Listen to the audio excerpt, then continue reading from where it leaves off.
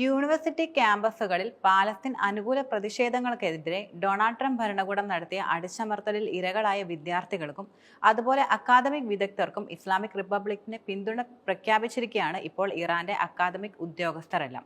അമേരിക്കയിൽ സയനിസ്റ്റ് ഭരണകൂടത്തിന്റെ കുറ്റകൃത്യങ്ങൾക്കെതിരെ പ്രതിഷേധിക്കുന്ന വിദ്യാർത്ഥികൾക്കും പിന്തുണ നൽകുന്ന ഈ രാജ്യത്തെ സർവകലാശാലകൾ അഭിമാനിക്കുന്നുവെന്നാണ് ഇറാനിലെ അക്കാദമിക് സ്ഥാപനങ്ങളിലെ ഉദ്യോഗസ്ഥർ പ്രസ്താവനയിൽ പ്രധാനമായിട്ടും വെളിപ്പെടുത്തുന്നത്.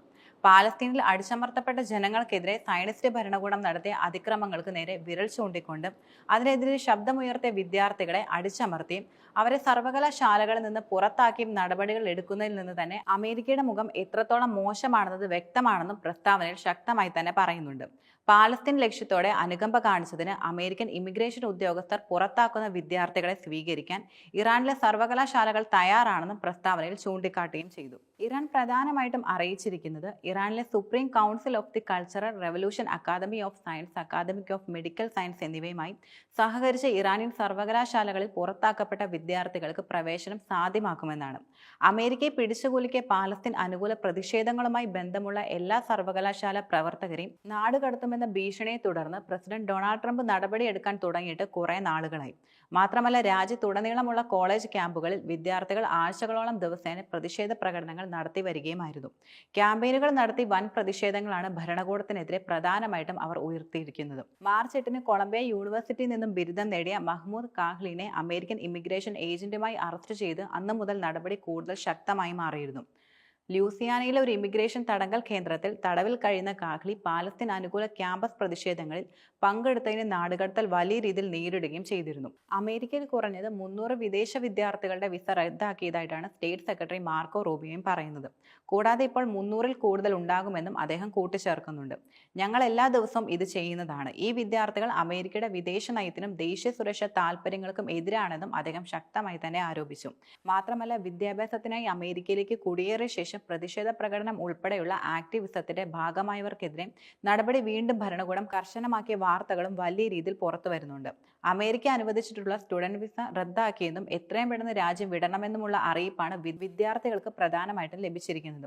പാലസ്തീൻ അനുകൂല പ്രകടനങ്ങളിൽ മറ്റും പങ്കെടുത്തവർക്കെതിരെയായിരുന്നു ആദ്യഘട്ടത്തിൽ നടപടി കൂടുതൽ സ്വീകരിച്ചിരുന്നത്. പിന്നീട് ഈ വിഷയവുമായി ബന്ധപ്പെട്ട പോസ്റ്റുകൾ സമൂഹ മാധ്യമങ്ങളിൽ പങ്കുവയ്ക്കുകയും ലൈക്കുകയോ ചെയ്താൽ പോലും നടപടി സ്വീകരിക്കുന്നുണ്ടെന്നുമാണ് ഏറ്റവും പുതിയ റിപ്പോർട്ടുകളിൽ പറയുന്നത്. വിദ്യാഭ്യാസത്തിനായി വിദേശ രാജ്യങ്ങളിൽ നിന്നെത്തുന്ന വിദ്യാർത്ഥികളുടെ അഭിപ്രായ സ്വാതന്ത്ര്യത്തിന് പോലും വിലക്ക് ഏർപ്പെടുത്തുമെന്ന തരത്തിലുള്ള ആക്ഷേപങ്ങളാണ് യഥാർത്ഥത്തിൽ ഈ നടപടികൾക്കെതിരെ പ്രധാനമായിട്ടും ഉയർന്നു വന്നത്.